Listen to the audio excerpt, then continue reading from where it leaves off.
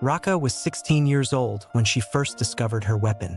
The first time she used it was at 16 as well, and she liked the result. Since then, she became uncontrollable.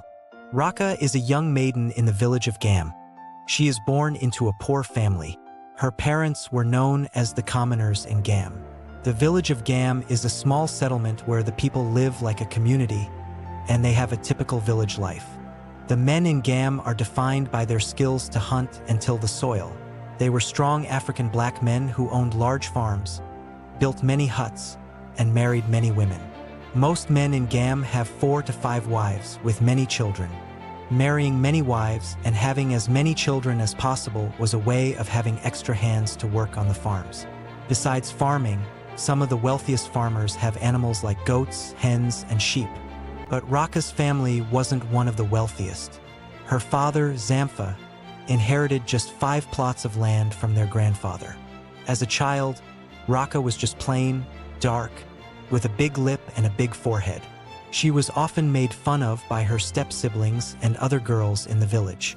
Even the boys considered her ugly. Raka bought into it. She came back from the farm and streams crying every day. Whenever she looked at her tiny legs and flat backside, Raka believed that she was indeed ugly. Many girls of her age were already taking shape. Some started having breasts and their backside was growing, yet nothing seemed to be changing in Raka's body. At 13, when most maidens of her age were getting betrothed to their potential spouse, Raka's family didn't receive any proposal for their first daughter. However, Raka's stepsister, Yumali, got a proposal. Raka was classified among the boys of the house due to the lack of interest from men in the village. This worries her mother, Mambi, and her father.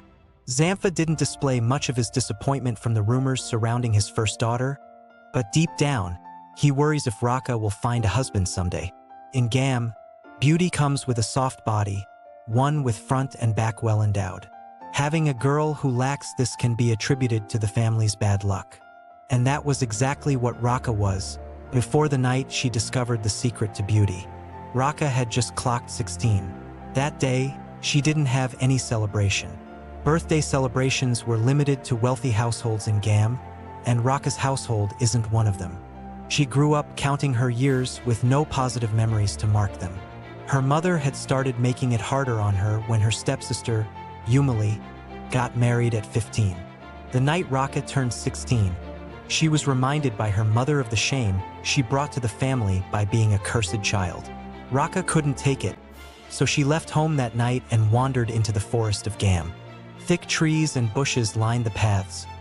Raka went deep into the forest with a heavy heart. She felt frustrated, abandoned, unloved, and punished by the gods for creating her the way she was. As she wandered far into the forest, she spotted a river where the moon cast her reflection on the surface of the water. She went closer to the water. Having a closer look at her reflection on the water, Raka could see a different version of herself. At first glance, Raka was shocked at the image staring back at her. She couldn't believe what she was seeing. The reflection in the mirror was nothing compared to her present body. The reflection of herself revealed a caramel-skinned lady with a rounded boob, her waist full and rounded. Her face remained the same, but with fuller cheeks, lips, and longer hair. Immediately, she reached out to touch the hair on her head, but to her disappointment, her hair was still the same. Short, tangled, and scanty. Raka took her eyes off the small river for some minutes to have a look around the place. Nothing was there except her, which meant one thing. It was her reflection on the water, but how? Her heart started beating faster. Yes, she had left the house, the village, and wandered into the forest with the thoughts of running away from her problems. Seeing such wonders wasn't part of the plan. Raka's eyes went to the small river again, and there, the strange reflection of herself stared back at her. The water groaned, sending her already racing heart to a faster rhythm. Her eyes went to the source of the disturbance, and there, on the surface of the water, she saw a source of light. No face, just a twinkling of different glows of lights in the already dark place. Before she could make a move backward, a voice came, stopping her dead in her tracks.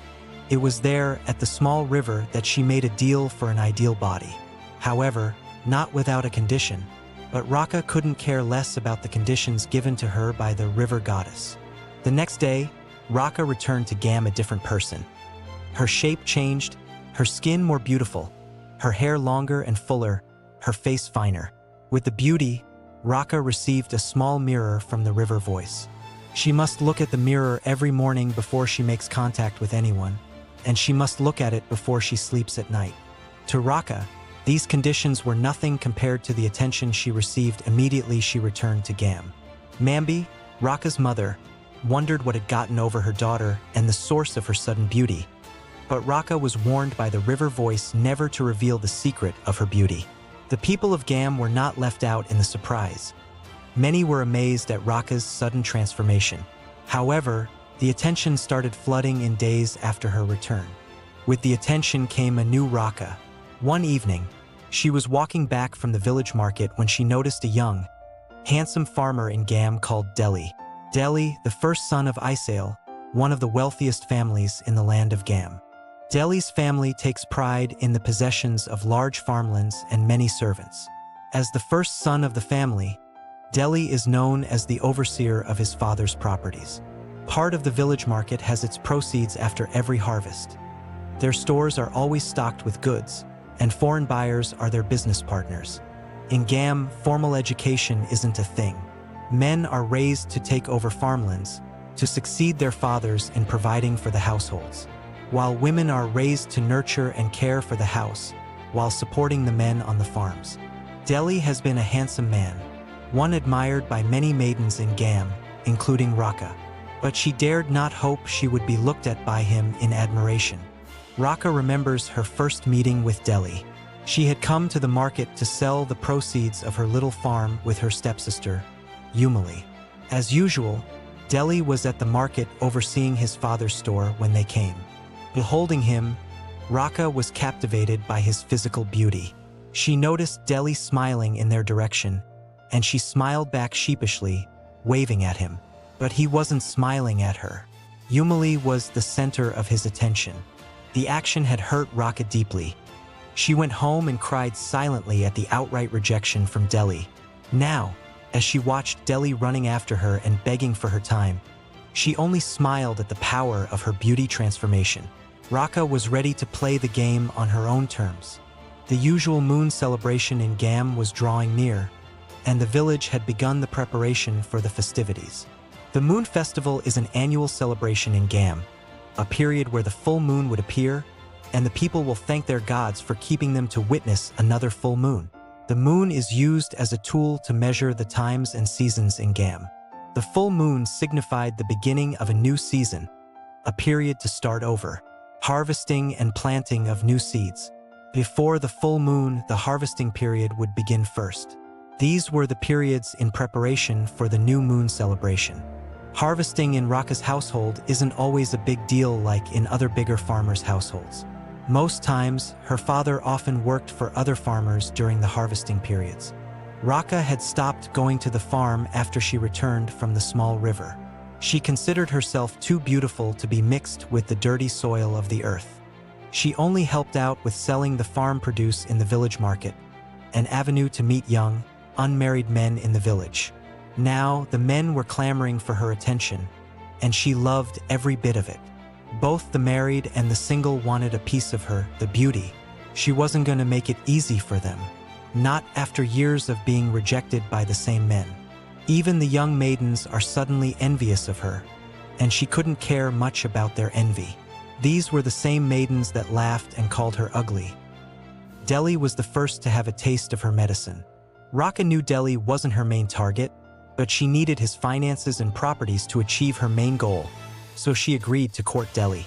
She wouldn't let him come with his people to meet her father. Rather, she convinced Deli to transfer ownership of some of their family lands to her. Blinded by love and physical beauty, Deli was on an impulse to please Raka. He granted her request without second thoughts. Against the warning of his parents, Deli gifted Raka half a share of their farm's daily sales. He turned deaf ears to the warning from friends and family regarding Raka.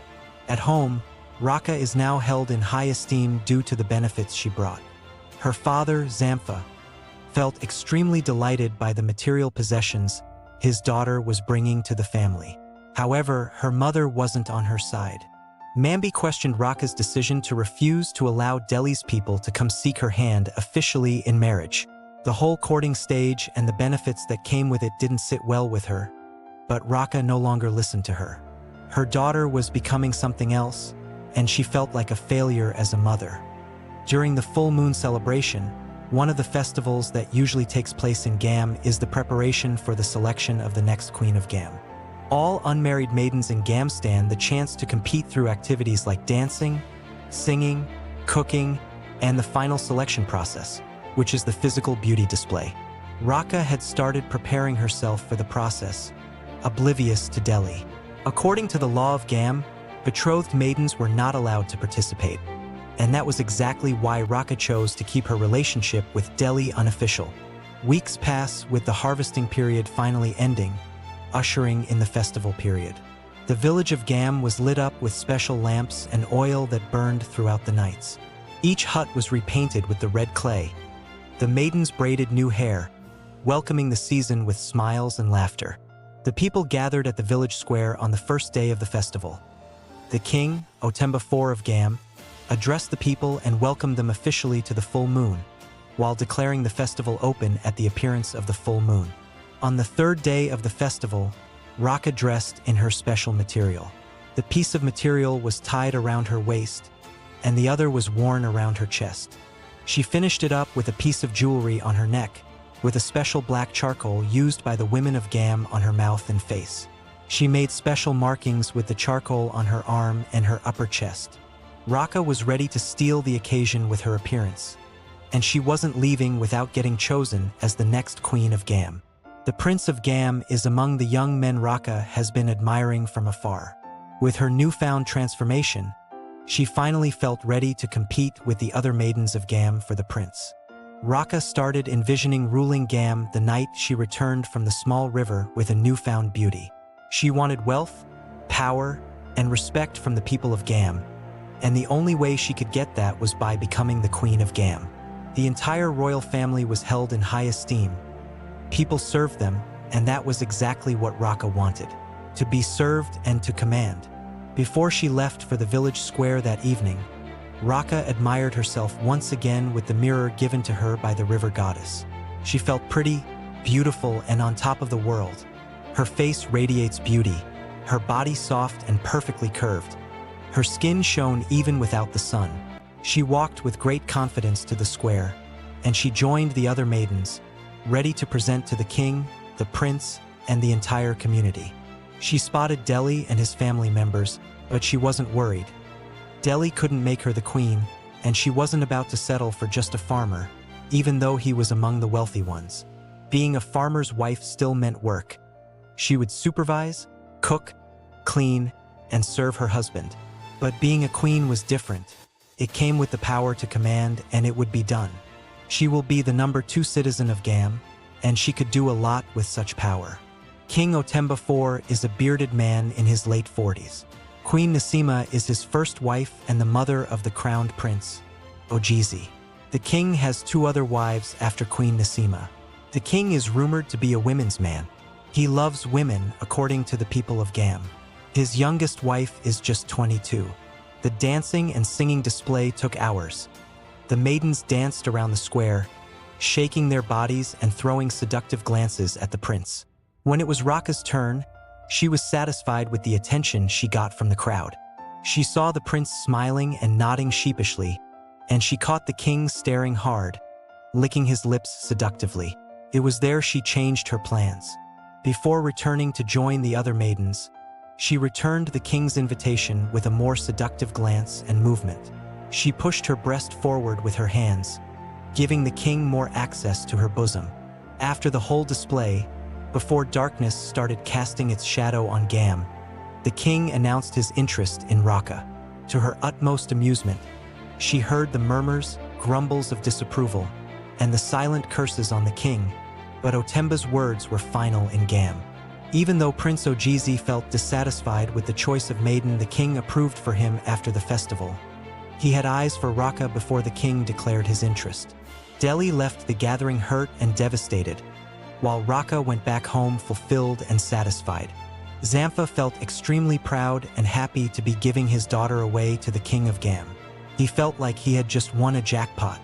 Never would he have thought Raka would bring him so much fortune. His daughter is the fourth queen of Gambe. Though Mambi felt happy to finally witness her daughter's marriage, she was hurt and concerned about the behavior of Raka and her chase for power and wealth. Raka found the palace exactly as she had imagined. She built a hut at the king's command after their marriage rites.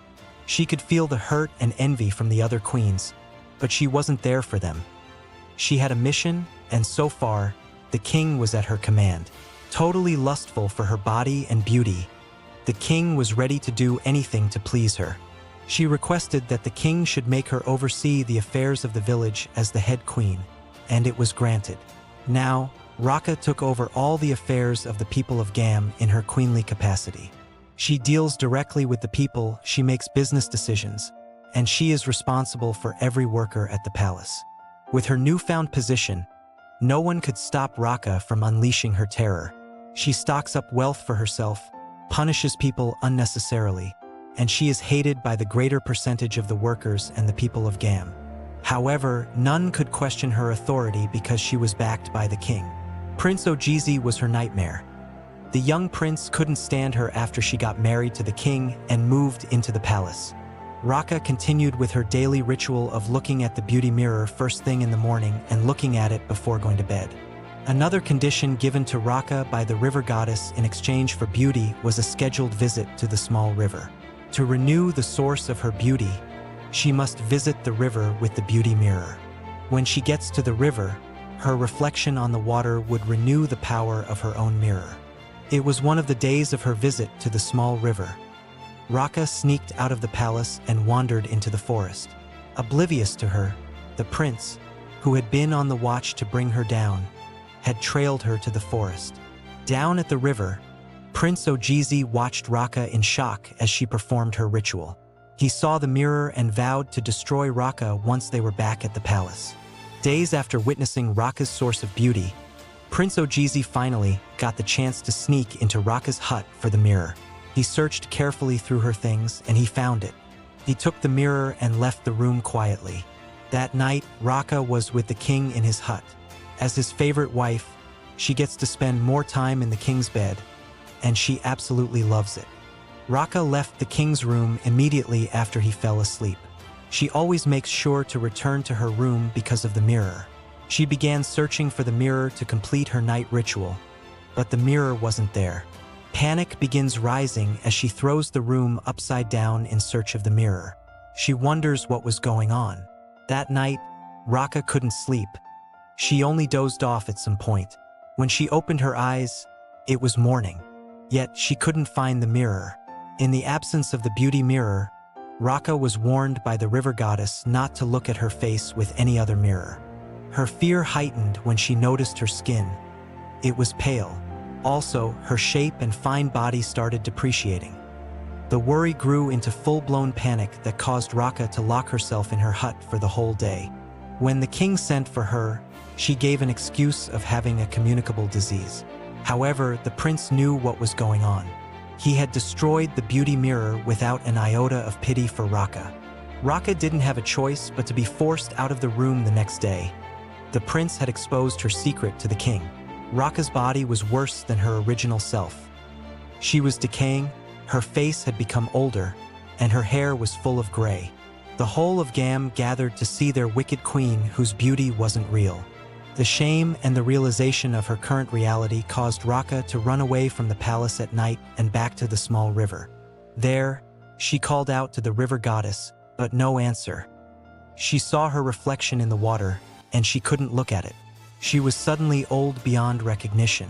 Tears dropped down Raka's eyes as she recalled the last condition that was given to her by the river goddess the day she was transformed.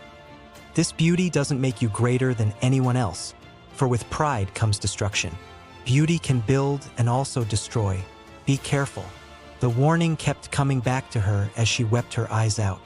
2 days in the river with no response from the goddess. Raka couldn't bear the shame of returning to the village. The villagers hated her. Her mother warned her, but she wouldn't listen. Frustrated and confused as her body kept getting worse, she decided to end it all by drowning in the river of beauty.